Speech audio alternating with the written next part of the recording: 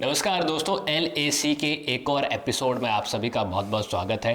और आज के एपिसोड में हम बात करने वाले हैं दिल्ली के एग्जिट पोल्स के बारे में। दिल्ली के एग्जिट पोल्स क्या कुछ बता रहे हैं। हालांकि इससे पहले जितने भी एग्जिट पोल्स विनम्र आए थे वो सभी के सभी कई बार तो सच्चे साबित होते थे, कई बार गलत साबित होते थे। कई एग्जिट पोल एजेंसियां तो ऐसी हैं जिनको अब मेन स्ट्रीम मीडिया भी कवर नहीं कर रहा क्योंकि उनके एग्जिट पोल्स जो हैं अच्छे और सच्चे नहीं थे।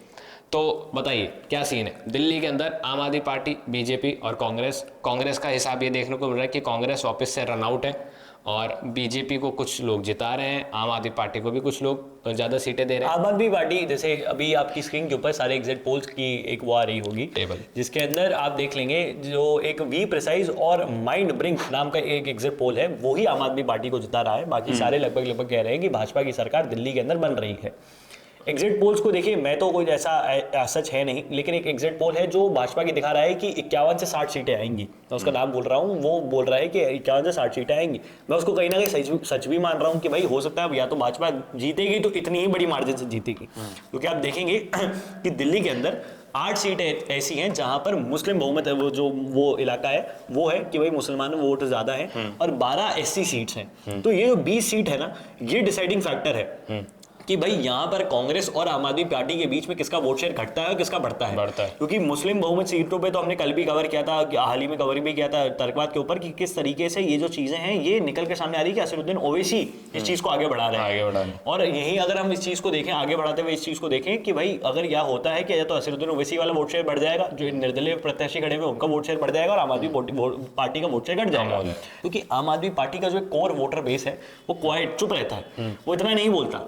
क्योंकि जो आप देखेंगे मुसलमान वोटर्स हैं, ये सब चीजें हैं, वो इतना नहीं बोलता। और आप अभी बता भी रहे थे कि आरएसएस ने भी किस तरीके से बीजेपी की मदद करी थी। तो आम आदमी पार्टी का हो गया तो आरएसएस ने भी बीजेपी की मदद की थी कि भाई ड्राइंग रूम बैठक की जा रही है, कि किस तरीके से ड्राइंग रूम बैठक हो रही है, किस तरीके से बाकी सारी चीजें निकल के सामने आ रही है। तो ये जो चीजें हैं ना जितनी भी, ये गलत है। कि एग्जिट पोल मैं नहीं मानता कि इतने सही निकल कर आ सकते हैं, लेकिन अगर किसी एग्जिट पोल में को सबसे ज्यादा भरोसा है तो दैनिक भास्कर का एग्जिट पोल है, क्योंकि वो लोकसभा के टाइम पर भी सही था, उसका सबसे ज्यादा सही वही था। और मुझे लग रहा है कि जिस तरीके से वो बोल रहे हैं कि बीजेपी की 40 के बाहर ही सीटें आएंगी, 40 लगभग सीटें आएंगी, और आम आदमी पार्टी अपनी पार्टी नहीं बना रही है। तो ये सब चीजें हैं, और हो सकता है कि इस बार निकल कर यही चीज सामने आए कि आम आदमी पार्टी अपनी सरकार बना ले, आम आदमी पार्टी अपनी सरकार ना बना पाए, बीजेपी अपनी सरकार बना ले। क्योंकि बीजेपी ने किस तरीके से जो एक तो टैक्स के अंदर उनको छूट दी, बजट के अंदर, जो ड्राइंग रूम बैठक हो, फिर बीजेपी की ड्राइंग रूम बैठक में भी ये चीज निकल के सामने आ रही थी कि उन सरकारों को, वो सबको बोल रही थी कि भाई आपने 35 साल सबको आजमा के देख लिया, 15 साल कांग्रेस हो गई, 10 साल आम आदमी पार्टी हो गई, अब एक मौका हमें भी तो देखिए। और मुद्दे सभी हमेशा से 35 साल से एक ही मुद्दे रह गए। साफ नहीं है दिल्ली के अंदर, प्रदूषण है, इलेक्ट्रिसिटी, पानी, ये वो समस्या, यही समस्या। बीजेपी बोले एक बार हमें मुद्दा देगा, हमें जिता कर देखिए। तो ये वाली चीज निकल कर सामने आ रही है। और अरविंद केजरीवाल अगर जीत जाते हैं, मैं कह रहा हूँ अरविंद केजरीवाल अगर ये इलेक्शन जीत जाते हैं तो वो खुद को इसी तरीके से पोर्ट्रे करेंगे, जेल चला गया, इतने घोटालों के आरोप लग गए, इतनी सब चीजें हो गई, उसके बाद भी अगर मैं जीत रहा हूं तो जनता का मुझ पर विश्वास है, और वो खुद को as a PM candidate promote करेंगे, और इंडिया अलायंस के अंदर भी उनका स्टेचर जो है बढ़ जाएगा। राहुल गांधी के लिए मुसीबतें आ जाएंगी।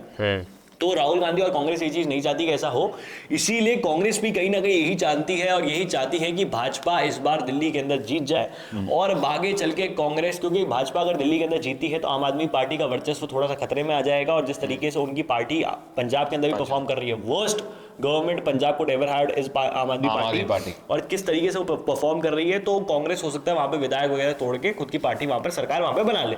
तो ये वाली चीज भी हो सकती है। तो कांग्रेस इसी आशा में है कि आम आदमी पार्टी खत्म हो जाए, क्योंकि अगर आम आदमी पार्टी जीतती है तो ममता बनर्जी, अखिलेश यादव और बाकी जो रीजनल पार्टीज है, झारखंड मुक्ति मोर्चा हो गई, ये खुद को इस तरीके से पोर्ट्रे करेंगे कि भाई हम ही हैं नरेंद्र मोदी के असली हराने वाले, हम ही हैं उनके सामने खड़े हुए। तो ये सारी चीजें निकल के सामने आ रही है, और मुझे भी यही लग रहा है। खैर इन दी एंड हमें रुकना यही है कि 8 तारीख को नतीजे क्या, 8 तारीख को नतीजे। और आप लोग भी अपना एग्जिट पोल नीचे कमेंट के अंदर लिख के बता सकते हैं कि आपको क्या लग रहा है कि दिल्ली के अंदर कौन जीता है, भाजपा या आम आदमी पार्टी। और यही सब चीजें हैं, तो आप अपनी राय नीचे कमेंट बॉक्स में लिख के बताइएगा। इस वीडियो को शेयर करें, ज्यादा लोगों तक पहुंचाएं। जय हिंद, जय भारत, भारत माता की जय, और हाँ पानी बचाएं।